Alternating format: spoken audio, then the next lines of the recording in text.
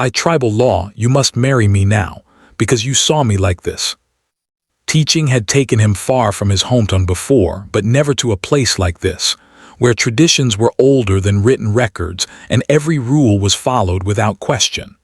The village sat between mountains, cut off from the nearest town by hours of rough travel.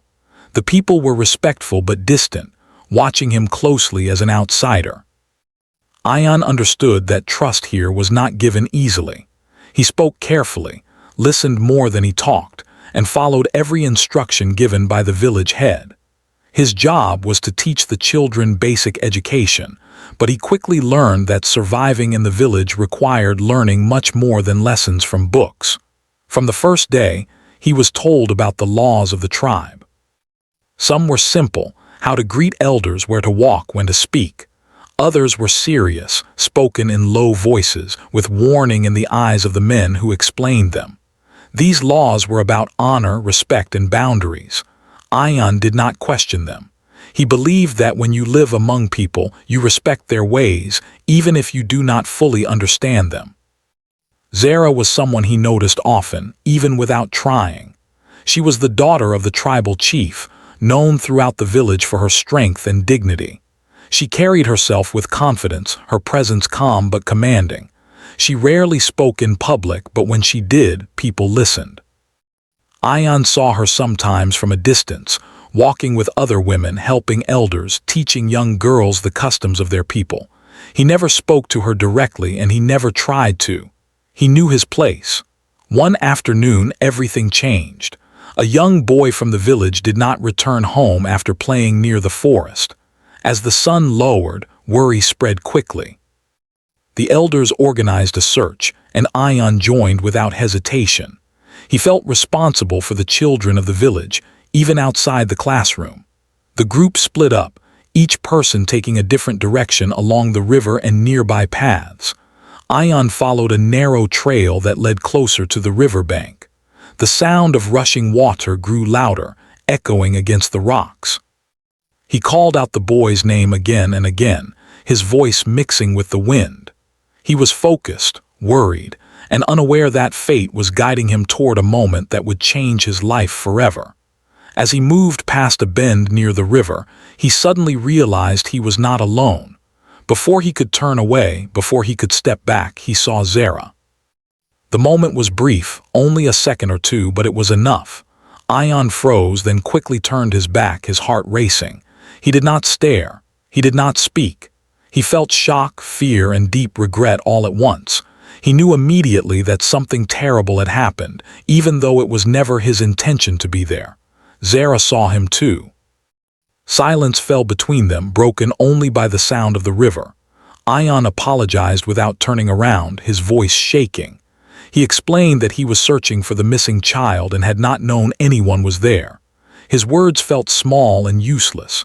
He left quickly, his steps heavy, his mind filled with panic. He found the boy shortly after, safe and unharmed near the trees.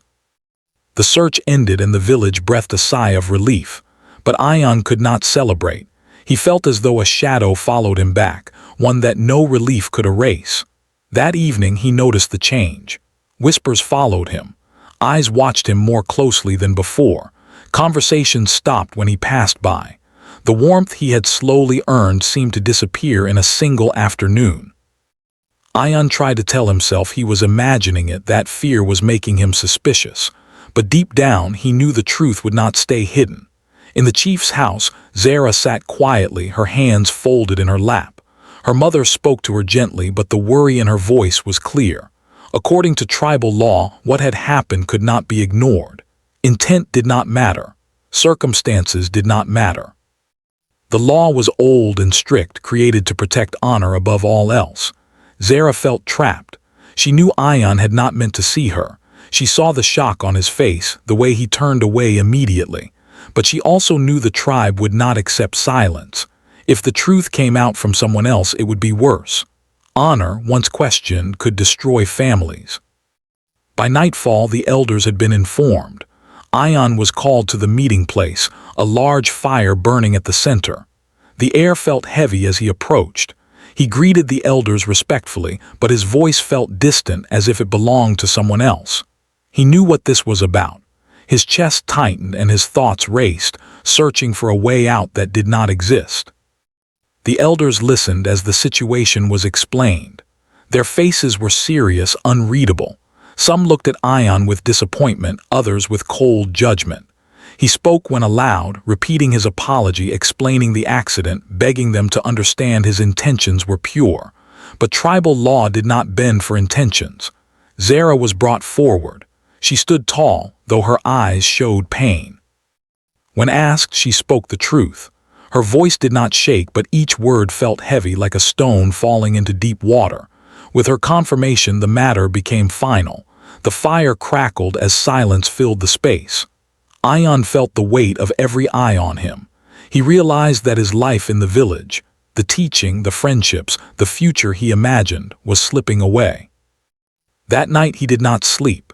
He sat alone in his small room, staring at the walls, replaying the moment again and again. He wished he had taken another path, turned back sooner, called louder. He wished for 100 different choices, knowing none of them mattered now. Outside, the village was quiet, but change was already moving through it like a slow storm. A single accidental moment had crossed an invisible line, and there was no way to step back. By morning, Ion would face a law older than reason, stronger than mercy, and his life would never be the same again. Morning arrived quietly, but for Ion, it felt heavier than the darkest night he had ever known. The village woke as usual, smoke rising from small homes, animals moving through narrow paths, but nothing felt normal to him anymore. Every sound reminded him that his fate was no longer in his own hands. Before the sun fully rose, a messenger came to his door. The man did not speak much. He only said that the elders had called for a final gathering. Ion nodded and prepared himself. He washed his face, straightened his simple clothes, and took a deep breath. His heart was beating fast, but his face remained calm. He knew fear would not help him now. As he walked toward the meeting place, villagers stood along the path. Some looked away. Some stared openly. A few whispered to each other. Ion felt like a stranger again, just as he had on his first day. But this time, the distance felt sharper, more painful. The elders were already seated in a wide circle. The fire burned at the center, steady and bright. The chief sat at the front, his expression firm, his eyes tired. This was not an easy matter for him either. Ion greeted them respectfully and stood where he was told. The oldest elder began to speak. His voice was slow and clear, filled with authority. He spoke about the law, how it was created generations ago to protect dignity and order. He explained that the law existed not to punish, but to preserve balance within the tribe. Everyone listening already knew this, yet the words were spoken again, as tradition required. Ion listened quietly. When he was allowed to speak, he stepped forward and lowered his head slightly. He explained everything once more, the missing child, the search, the accidental moment by the river. He spoke honestly, choosing his words carefully. He said he respected the tribe and its laws. He said he never meant to bring shame to anyone. His voice did not rise. He did not argue. He only asked for understanding. When he finished, silence followed. One elder shifted slightly and asked a question that Ion feared most. "Do you deny what happened?" She walked with steady steps, her head held high. She wore a simple shawl, her face calm but pale. The village respected her strength, and even in this moment she did not show weakness. When asked to speak, she confirmed what had happened. She did not add blame, nor did she defend Ion openly. She simply spoke the truth as the law required. With her words, the decision became unavoidable. The chief closed his eyes briefly, then opened them and spoke. He declared that the law must be followed. The words felt final, like a door closing forever. Ion felt the ground shift beneath him. He had hoped quietly, foolishly, that there might be another way. The punishment for breaking such a law without resolution was severe. Exile was one possibility. Public shame was another. Neither would erase the damage done. The elders made it clear. There was only one path that restored balance and honor: marriage. The words echoed in Ion's mind. Marriage was not just a union here, it was a lifelong bond tied to responsibility, family, and tradition. He thought of his life before the village, his plans, his freedom. All of it seemed to disappear in a single breath. He was given until sunset to respond. The meeting ended without further discussion. The villagers slowly dispersed, each person carrying the weight of what they had witnessed. Ion remained standing for a moment, unsure where to go. His legs felt weak, but he forced himself to walk back to his room. Inside, he sat on the floor, his back against the wall. He stared at his hands, wondering how something so simple could turn into something so powerful. He thought of Zara, not as the chief's daughter, not as a symbol of honor, but as a person. He wondered what she was feeling, whether she felt anger, fear, or the same helplessness he did. Across the village, Zara sat with her mother and a few trusted women. The room was quiet. Her mother spoke softly, reminding her that the law existed to protect her. She said that honor, once questioned, could follow a woman for the rest of her life. Marriage, though sudden and unwanted, would close the matter. Zara listened but did not respond. Her thoughts were loud inside her mind. She had grown up knowing this law. She had accepted it as part of her world, never imagining she would face it herself. She did not blame Ion, but that did not make the situation easier. Her future was being decided without her wishes being asked. As the day passed, the village prepared quietly. News spread quickly, but no one celebrated. This was not a joyful event.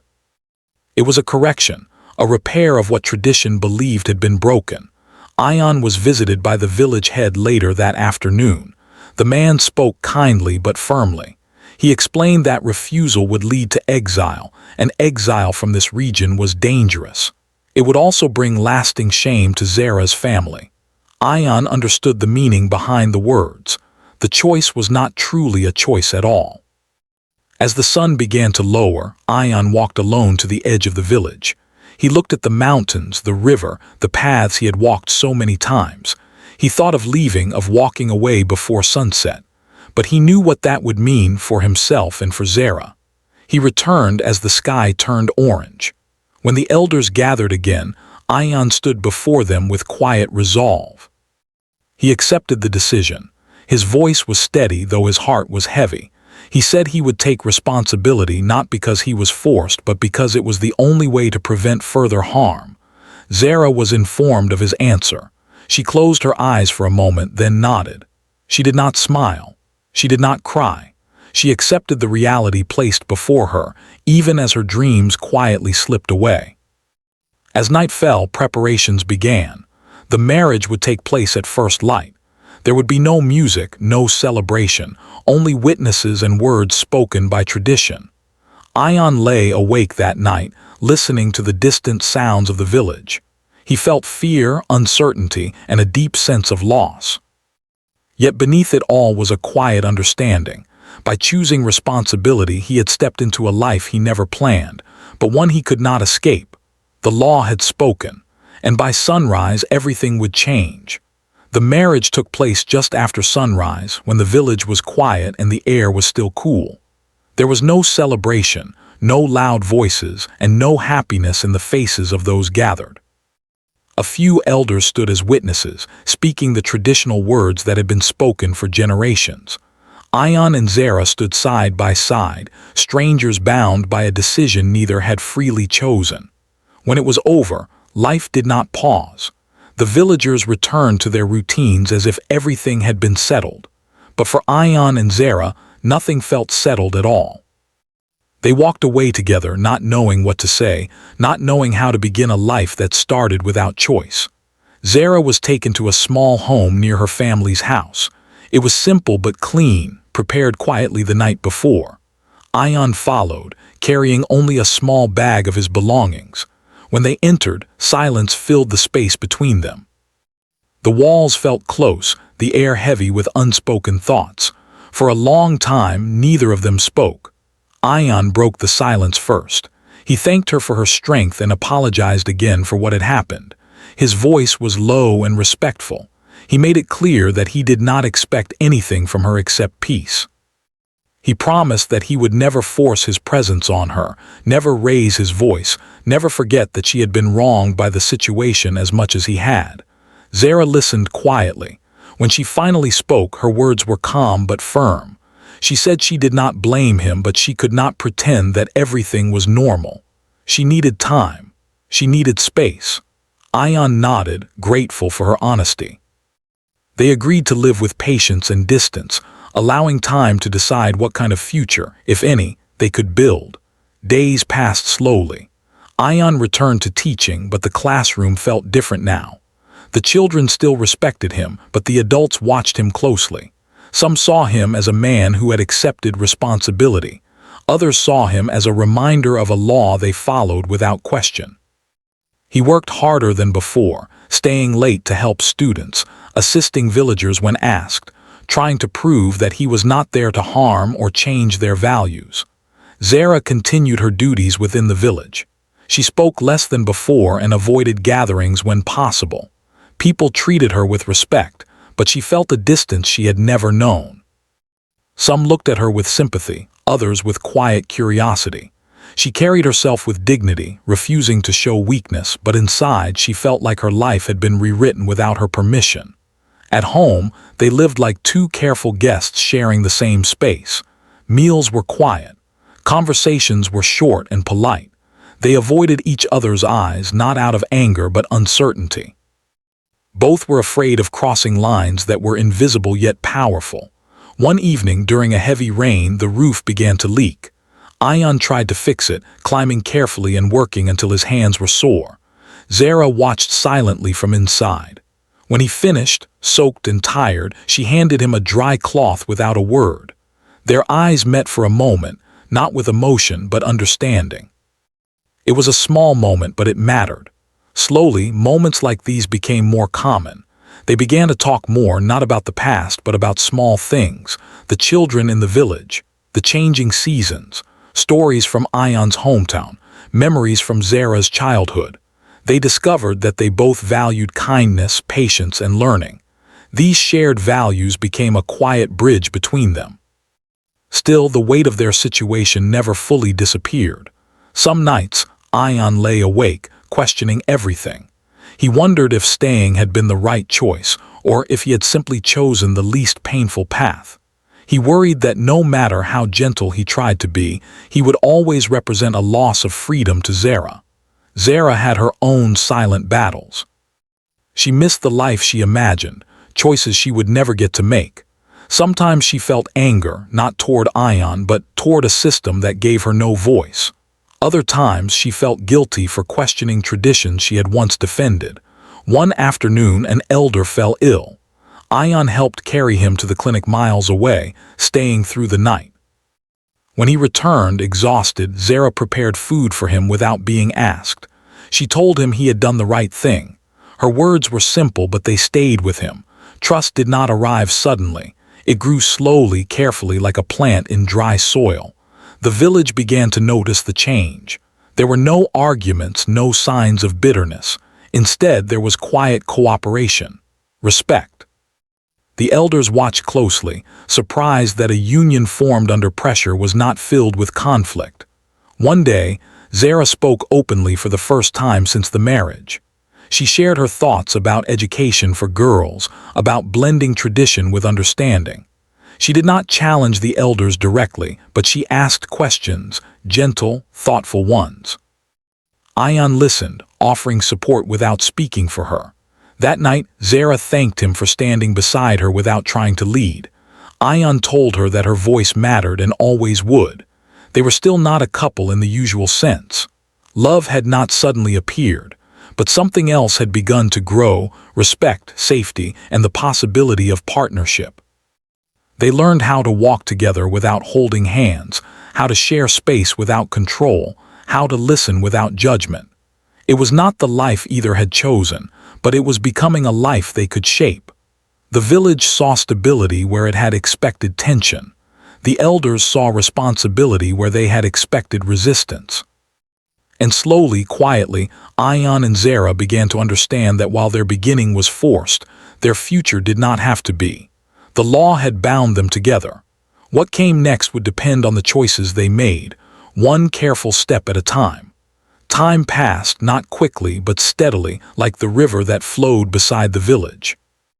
Weeks turned into months, and the quiet life Ion and Zara shared slowly settled into something that felt less heavy. The past did not disappear, but it stopped standing between them at every step. Ion became more involved in village life than ever before. He did not try to change traditions, nor did he criticize them. Instead, he worked within the space he was given. He helped elders read official letters from the town, guided parents on their children's education, and assisted during illnesses and emergencies. His actions spoke louder than his words, and gradually, the looks of doubt began to fade. Zara noticed this change clearly. People who once avoided conversation now greeted Ion with respect. Children followed him with curiosity and admiration. She saw how carefully he treated everyone, especially her. He never made decisions without including her. He never spoke over her. In small but meaningful ways, he gave her something she had lost, control over her own voice. Their home changed too.